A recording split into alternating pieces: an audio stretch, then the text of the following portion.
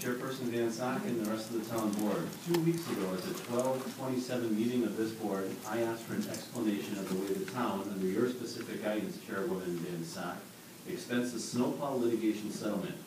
You stated at that meeting the auditor told you to expense $100,000 into 2010 and $200,000 into 2011. I have asked repeatedly for written authorization from the auditor. You stated the audit statements themselves contain that authorization, and yet there is nothing in it. I have checked. I have offered that you show me, even in this chamber this evening, where that is in those audits, and you have declined to do so.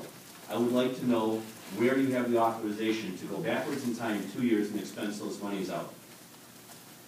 2 weeks ago, I stood before this board and pointed out two of our town ordinances that are being blatantly ignored, 3-1-3 and 3-1-4, that call for the need for the board to authorize expenditures prior to those monies being expensed. That has not happened to the tune of hundreds of thousands of dollars. I would like to know why the board continues to spend money without regard and without approval of the board. You told us last meeting, that you were not injected with any special serum to understand the town ordinances and the state statutes, and that's what you rely on our professionals for. However, you were made fully aware of this requirement in a communication from last March with your auditor. On 3/7/12, Jamie wrote a letter to Renee in an email that you were copied on.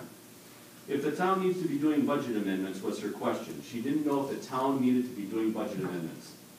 It's extremely unnerving that our own town clerk treasurer doesn't know if our town board needs to be doing budget amendments. That's the first problem I find with that.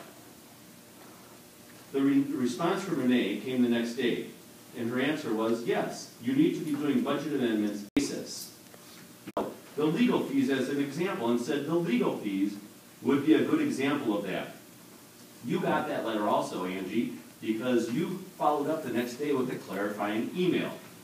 So you cannot tell us that you don't know you're supposed to be doing budget amendments or that you get to do them 3 years later. They're supposed to be done on a current basis and prior to you spending the money. You've spent hundreds of thousands of dollars of our money without the authorization of the other board members. And I would like to know why.